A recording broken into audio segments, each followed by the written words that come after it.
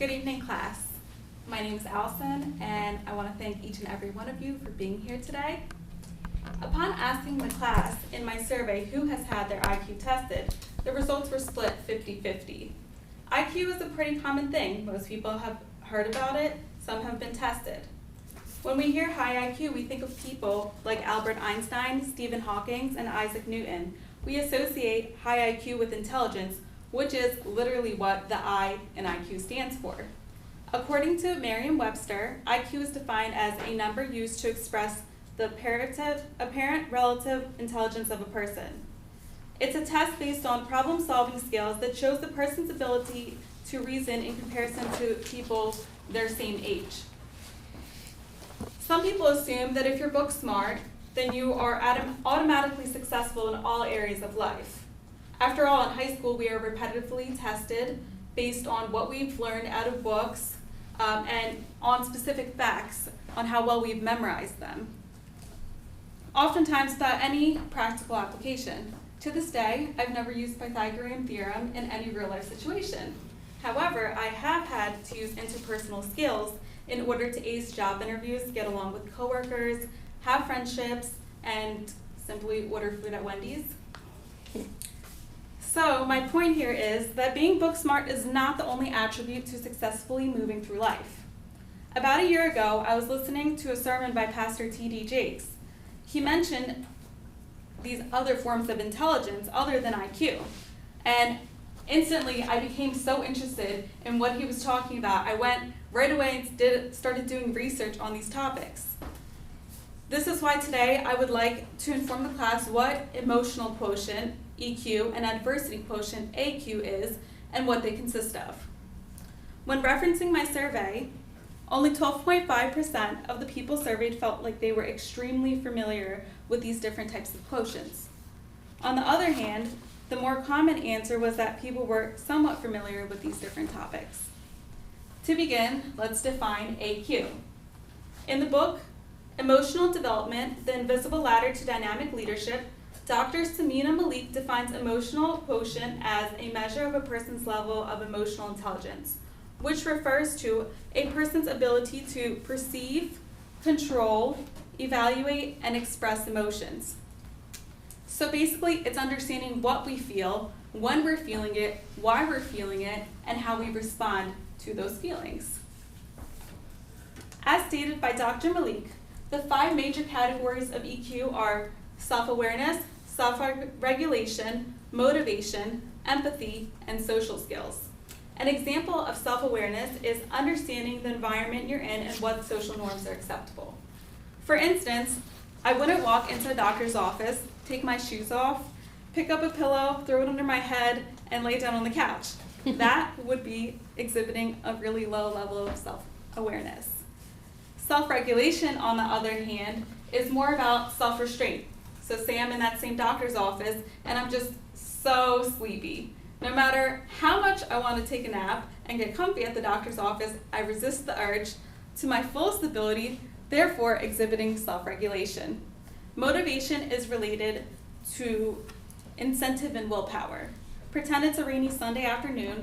Nothing would make me happier than lying in bed and watching movies all day. But since I want to lose weight and be healthy, I motivate myself to go to the gym.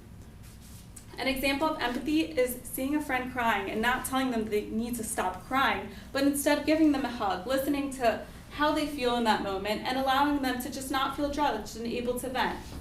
Lastly, an example of social skills are actually what is covered in this class often. Topics like positive body language, eye contact, looking presentable, as well as being a good listener. And the list goes on. Unlike IQ, it's very possible for your EQ to grow. This type of emotional intelligence can really be worked on. How do you build self-esteem? By doing esteemable things. Esteem means feeling good inside, not having things weigh you down internally. Putting all the above-mentioned skills into practice, we begin to feel better. We become more successful as employees, students, parents, and the list goes on. Now that we've gone over EQ, let's move on to our next quotient, which is AQ. People don't usually change when life is easy.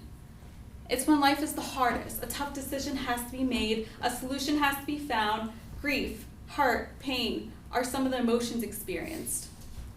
Whether it's losing a loved one, being fired from a job, having your parents go through a divorce, being in a fight with a friend, battling just to get out of bed in the morning, these are a few things that can change us. I often wondered what the variable was between people who overcome difficult situations in life and the ones who fall victim to these circumstances. Well, this is why I want to touch on adversity quotient, which is overall how well a person deals with difficult situations in their life. In the journal article, Do You Know Your AQ by Paul Stoltz references Professor Carol Dweck, who studies emotional development at the University of Illinois, saying that your response to adversity is formed through influence of parents, teachers, peers, and other key people during childhood. Stoltz says that low AQ people suffer from learned helplessness, which is really the belief that what you do does not matter. Learned helplessness is the idea that when people experience hardships, they just accept their fate rather than taking control. This ties into the previous idea that Professor Dweck mentioned, that our response to adversity is formed through influence of those who we look up to in early childhood, meaning that someone in your life exhibited these characteristics. You observed them, copied them, then applied these observations into your own way of thinking and dealing. Just like EQ, AQ can also grow.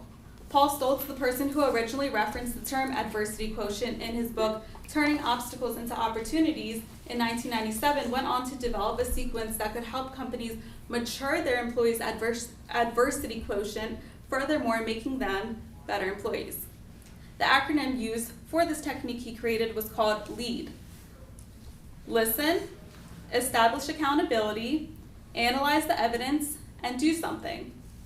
Written in the article, When Work Hurts, literally by Jackson, the following technique is explained in regards to effectiveness within a work environment. The first one, listen, which is watching how you respond to adverse situations. Be conscious of areas that you may be weak in. The second one is establish accountability. Out of all the different areas you can work on, which one do you gravitate towards and care for the most? Choose that area and begin working in that area in order to make the most immediate and positive impact. The third is analyzing evidence. Stoltz says that low AQ responses to adversity are all based on assumptions stated or perceived as facts. He suggests asking yourself, what evidence is there that any of the feelings I'm worried about has become reality? The answer is always none. And the fourth and last technique is do something. This is described as making a plan.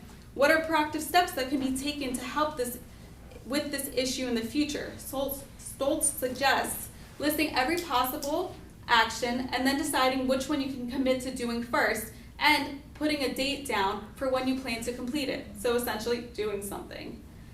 As you can see, there are different ways and means to deal in the face of adversity. This form of intelligence can also be worked on and constantly improved in day-to-day life. Now that you know about EQ and AQ, you can start assessing how well you deal with these areas in your own life. The next time someone asks you, have you ever had your IQ tested? In return, you can sound really smart and ask them if they've ever had their EQ and AQ tested and even give them some information on it. Although we definitely still need to have somewhat of a decent IQ in order to graduate high school, get through college, we need other attributes as well. After looking and dissecting what makes up other types of intelligence, it's safe to say that we need to work on ourselves and develop not just reasoning skills, but interpersonal skills too.